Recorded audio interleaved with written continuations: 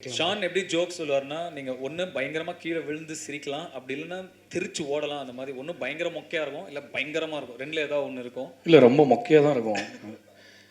இல்லை இப்போ சமுத்திரகனி சாரை பற்றி சொன்னாங்க. காலால் நடிக்கிறாரு அப்படின்ட்டு. கையால் நடிக்கிறதே கஷ்டம். காலால் நீங்கள் இப்படி புரியுதா? இந்த இந்த லெவல், அதாவது நீங்கள் இவ்வளோ கீழ் லெவலுக்கு இறங்கி வந்தால் தான் இந்த ஜோக்கை ரசிக்க முடியும். இல்லைன்னா ரொம்ப வருத்தமாக இருக்கும், ஏன் இதை கேட்டோம் அப்படின்ட்டு. You asked for it. இல்லை இது என்னன்னா, இது அவர் கூடயே நீங்க கண்டினியூஸா இருந்தீங்கன்னா ஒரு டைமுக்கு அப்புறம் என்ன ஆயிடும்னா, நீங்க பயங்கரமா சிரிக்க ஆரம்பிச்சிருங்க. என்ன சொன்னாலும் அந்த இடத்துக்கு போய் சேர்ந்துருவோம் நம்ம. இல்லை அந்த அக்செப்டன்ஸ் வந்துடும் ஒரு பாயிண்ட்டுக்கு மேலே. நம்ம நான் ஒரு எக்ஸாம்பிள் சும்மா சொல்கிறேன். ஷான் வந்து first audio release and trailer release வந்து பாம்பேயில் நடக்க போகுது ஷான் அப்படின்னா, ஹை ஓகே சார், ஆடு பாம்பே விளையாடு பாம்பேன்னு எனக்கு மெசேஜ் அனுப்புறாரு. ஸோ இதுதான் வந்து அது ஒரு என்ன சொல்றது, இதுதான் அந்த ஜோக்கோட குவாலிட்டி, அவ்வளோதான் அப்படின்னு சொல்ல வர்றாரு சார். பட் அதுக்கு நான் காப்பிரைட்ஸ் வாங்கி வச்சிருக்கேன். ஏன்னா one day I know that book is going to be a best seller. பாருங்களேன், அது நடக்க போகுது கண்டிப்பா. Shahrukh to Dhanush, is there a journey? I don't think there is a journey, but they both are very, very fine actors, and I have had an amazingly. Dhanush has written the screenplay and dialogues for the film as well. So while we were shooting the film, actually he couldn't let go of the screenplay and dialogues also. So, but yeah, it's been a very, very good journey. Yes. There are so many actresses in Bollywood, but why did you zero in on Kajol? Actually, madam, accepting to do this film itself is such a great honor for us. Thank you, ma'am. Nobody else can be Vasundhara Parameshwaran. And I think Vasundhara is a self-made, independent, very, very stylish woman. And madam doesn't have to do anything. She doesn't have to try hard at all. She just has to come in front of the screen, and on the monitor I'll be looking and I can't say cut to her.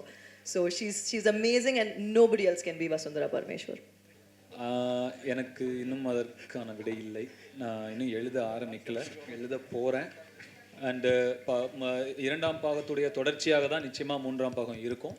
அது சௌந்தர்யா இயக்குறாங்களா இல்லையாங்கிறது இன்னும் எனக்கு தெரியல. அது எந்த மாதிரி technicians தேவை அந்த படத்துங்கிறத பொறுத்து தான். அதை நான் எழுதி முடிக்கும்போது தான் எனக்கு அதுக்கான கிளாரிட்டி கிடைக்கும். He's the writer of part 1. So in the padam vandu he's the writer of part 2. Sorry, he's the writer of part 2, and naanga vandu we are very good friends. He's my mentor. Na avarkitte avlo vishayam kathurukken.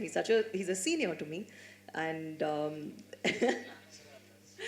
and creative naanga nariya ideas pesi bounce off panni, and again like I said, I've learned so much from him, and Dhanush sir direct பண்றதே எனக்கு ஒரு, I think it's a blessing for me, and he's an amazing actor.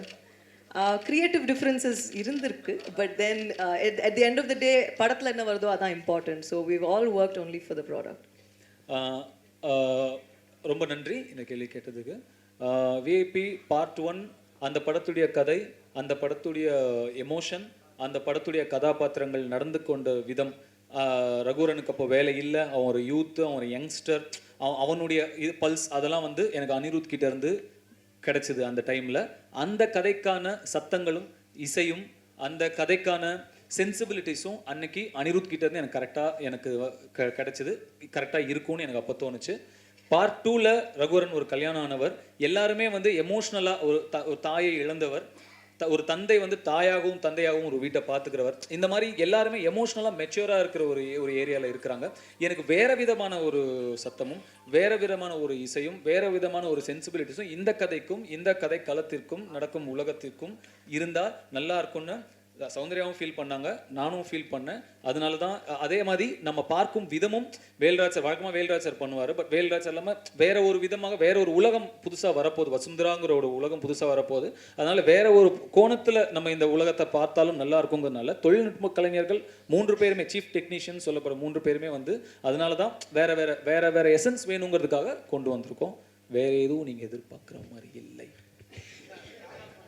3-4ல் வந்து யார் music director 3 எழுதி முடிச்ச உடனே அந்த படத்துக்கான சென்சிபிலிட்டிஸ்க்கு எனக்கு ஷான் ரோல்டன் தான் வேணும் அப்படின்னா டெஃபினட்டாக ஷான் ரோல்டன் தான் போவேன். இல்லை அனிருத் இருந்தால் அதுக்கு பெட்டர்னு தோணா அனிருத் கிட்ட போவேன். அந்த கதை எப்படி வருது அப்படிங்கிறத பொறுத்து தான். இன்னொன்று ரொம்ப முக்கியமான விஷயம் நான் இங்கே சொல்ல வேண்டியது என்னென்னா, பார்ட் 2 எழுதி முடிச்சு நாங்கள் இதை பண்ண போகிறோம் எடுக்க போகிறோம்னு முடிவு பண்ணதுக்கப்புறம், ஏன்னா இது நிறையா இதை பற்றி பேசுறதுனால நான் அதை கிளாரிஃபை பண்ணுறேன்.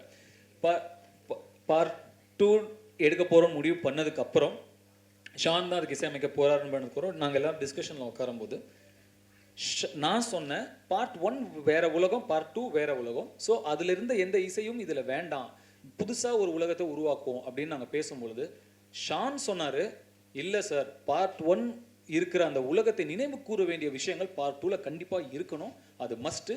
அதில் இருந்து அந்த கீ தீம்ஸ் 3-4 தீம் மட்டும் நிச்சயமாக உபயோகப்படுத்தணும்னு இன்சிஸ்ட் பண்ணதே ஷான் ரோல்டன் தான். நீங்கள் கை தட்டலாம் ஆக்சுவலாக.